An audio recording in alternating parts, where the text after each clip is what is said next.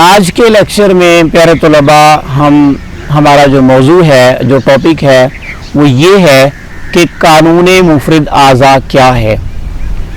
گزشتہ نشر ہونے والے سلسلے میں آپ طب کے سیکھنے کے تناظر میں یہ بات جان چکے ہیں کہ صابر ملتانی صاحب رحمۃ اللہ علیہ نے اپنی تحقیقات کو، اپنی طبی تحقیقات کو جس پیٹرن کے ساتھ پیش کیا اسے قانون مفرد اعضاء کہتے ہیں۔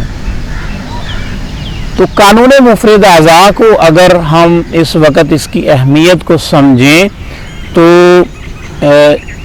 بہت زیادہ مجھے اس بات کی خوشی ہوگی اس بات کو بیان کرنے میں کہ اس وقت طب کی جو موجودہ صورتحال ہے یا اس وقت طب کی جو عملی صورت ہے اس کو اگر ہم قانون مفرد اعضاء سے علیحدہ کر کے سمجھنا چاہیں تو بالکل وہ زیرو ہے۔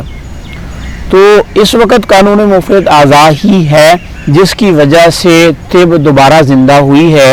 اب سوال پیدا ہوتا ہے کہ قانون مفرد اعضاء کیا ہے؟ پیارے طلباء، قانون مفرد اعضاء کیا ہے؟ تو پہلے تو یہ ذہن میں رکھ لیں کہ یہ کوئی نئی طب نہیں ہے، یہ بات ذہن میں بٹھا لیں۔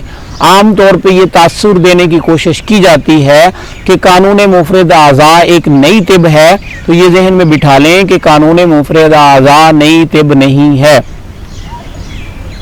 اب فرق کیا ہے؟ فرق یہ ہے کہ اطباء قدیم یعنی ہمارے جو پچھلے زمانے کے محققین ہیں انہوں نے علم و فن طب کے حوالے سے جو بنیادی اصول و ضوابط وضع کیے وہ آج تک منوان قائم ہیں، اور قانون مفرد اعضاء ان کے اوپر عمل کرنے کا ایک سادہ طریقہ ہے۔ اب وہ اصول و ضوابط کیا ہیں؟ اس کے لیے دو چیزوں کو آپ کو اپنے سامنے رکھنا ہوگا۔ ایک ہے اسباب ستہ ضروریہ، اسباب ستہ ضروریہ، اور دوسرا ہے ہمارا امور طبیعہ۔ یعنی دو چیزیں ہیں جو ہمارے قدیم محققین نے پیش کی، انہیں میں امور طبیعہ اور اسباب ستہ ضروریہ۔ یہ ایسے امور ہیں کہ جن کے اوپر خالصتاً علم و فن طب کی بنیاد ہے۔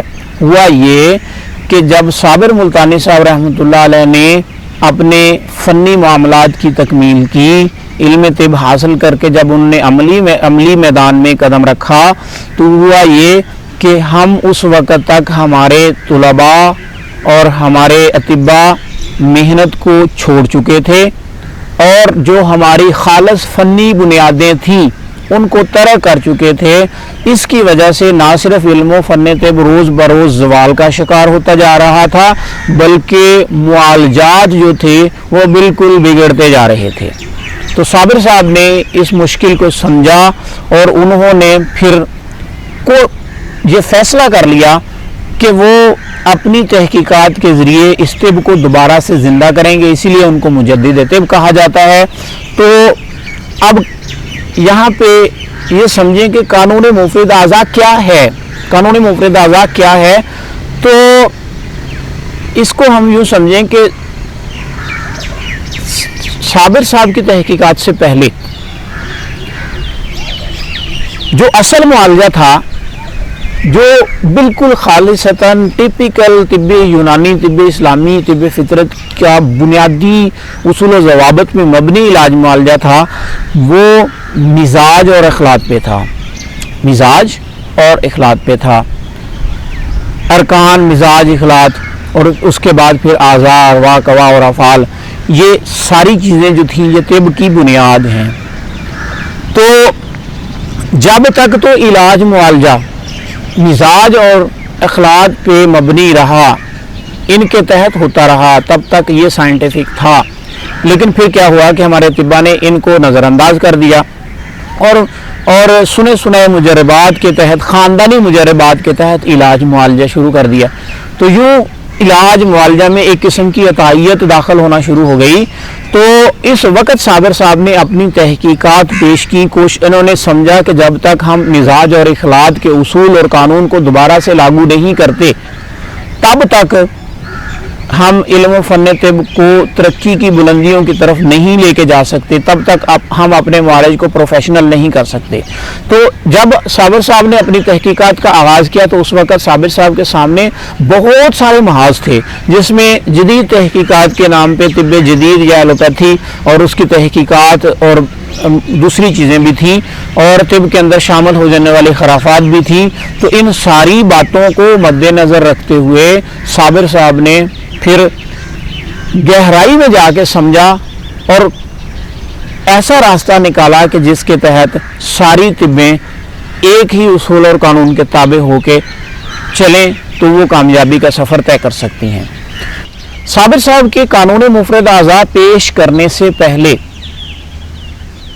علاج معالجہ جو تھا یہ مرکب اعضاء کی بنیاد پہ کیا جاتا تھا. گو کہ اگر ہم سمجھیں تو جو خالصتاً طب اسلامی یا طب یونانی ہے اس کا علاج معالجہ اس وقت بھی قانون مفرد اعضاء پہ تھا. یہ بات ذہن میں رکھ لیں کہ قانون مفرد اعضاء کوئی نئی چیز نہیں ہے، کوئی نئی طب نہیں ہے، بلکہ یہ عام طور پہ یہ تاثر دینے کی کوشش کی جاتی ہے بہت سارے لوگوں کی طرف سے کہ قانون مفرد اعضاء ایک نئی طب ہے. پیارے طلباء، بہت سے لوگ یہ تاثر دینے کی کوشش کرتے ہیں کہ قانون مفرد اعضاء ایک نئی طب ہے، جبکہ صابر صاحب رحمۃ اللہ علیہ نے جگہ جگہ یہ بیان فرمایا کہ میں طب قدیم کا نمائندہ ہوں، میں طب قدیم کا نمائندہ ہوں. تو صابر صاحب نے کیا کیا؟ انہوں نے سمجھا کہ جب تک مزاج اور اخلاق کے اصول اور قانون کو اختیار نہیں کیا جاتا طب ترقی نہیں کر سکتی. تو اس وقت انہوں نے پھر غور و خوض کے بعد اس بات کا تعین کیا کہ کیوں نہ علاج معالجے کو خلیات اور مفرد اعضاء سے شروع کر لیا جائے.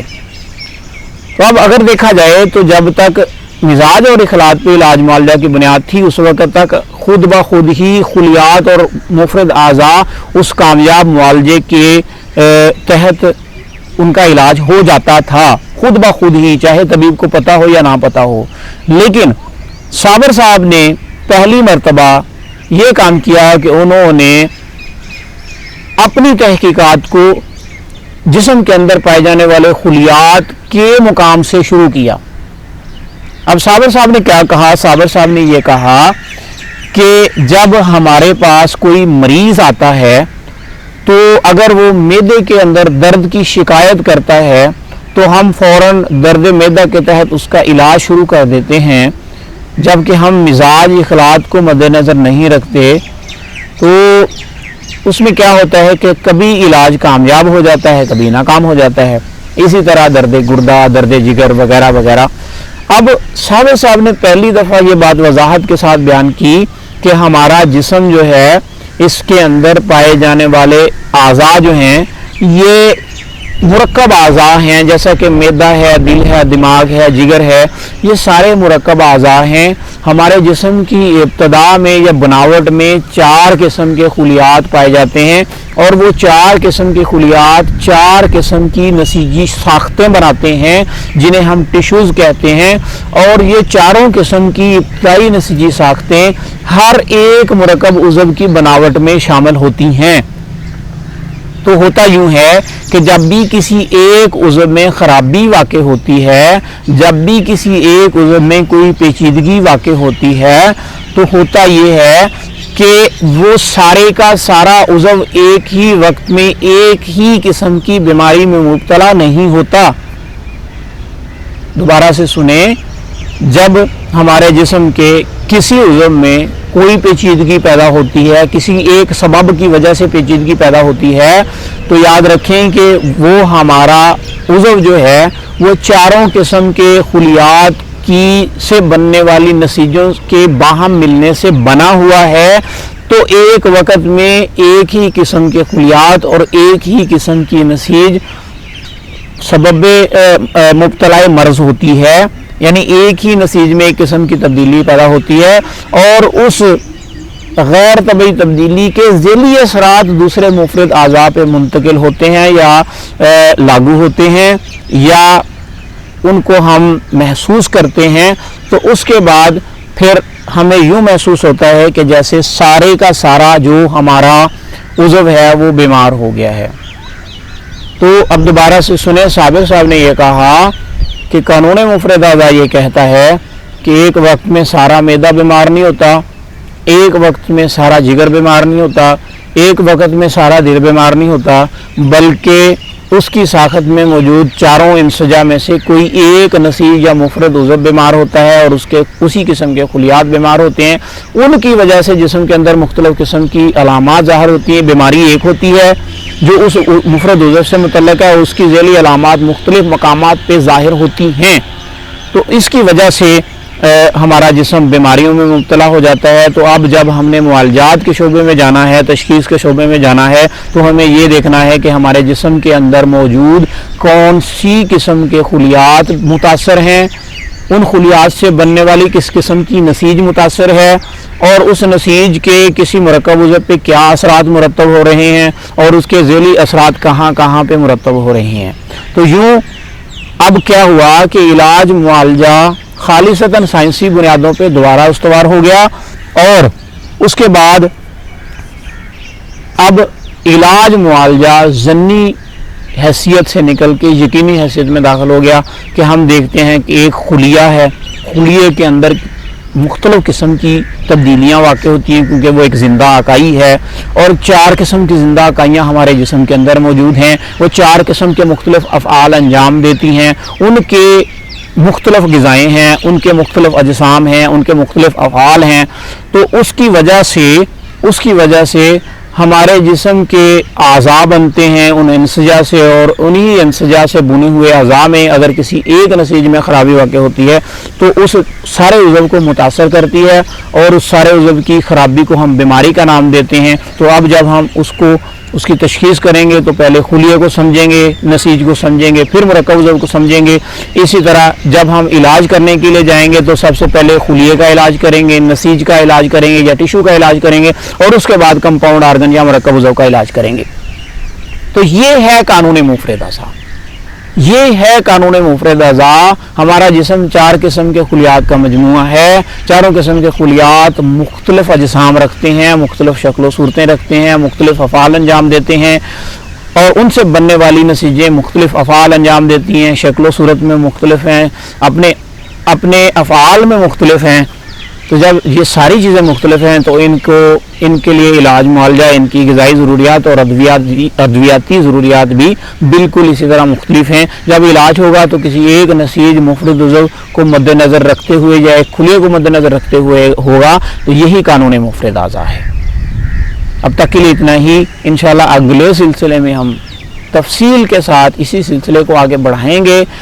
हमारे इस सिलसिले को बार बार सुने, इस लेक्चर को बार बार सुने, समझें, गौर करें ताकि आपको समझ आए। जब आप गौर से दोबारा बार बार सुनेंगे तो फिर आपको इंशाअल्लाह ताला इसमें बयान की जाने वाली एक एक बात अच्छे तरीके से समझ आ जाएगी। जब समझ आ जाएगी तो फिर इंशाअल्लाह सारी ज़िंदगी वो नहीं भूलेगी। किसी किस्म का डाउट, किसी किस्म का अगर कोई बात समझ नहीं आती आपको तो आप मुझे व्हाट्सएप कर सकते हैं। व्हाट्सएप का नंबर मैं आपको इसी वीडियो में दे दूंगा, वीडियो में भी दे दूंगा और नीचे कमेंट सेक्शन में भी मैं दे दूंगा। और इस तरह हम मतलब कम्युनिकेशन भी कर सकेंगे। आपको जो बात समझ नहीं आती पूछें, बार बार पूछें, जब तक क्लियर नहीं हो जाती तब तक पूछें, क्योंकि हमने इल्म फ़न तिब सीखना है। हमने सिर्फ रस्मी सा इल्म हासिल नहीं करना, हमने फ़नी बुनियादें सीखनी है। तो आप कमेंट कर सकते हैं, आप व्हाट्सएप कर सकते हैं, आप फ़ोन कॉल कर सकते हैं। तो इंशाअल्लाह मैं हर वक्त आपकी खिदमत के लिए हाज़िर रहा करूँगा।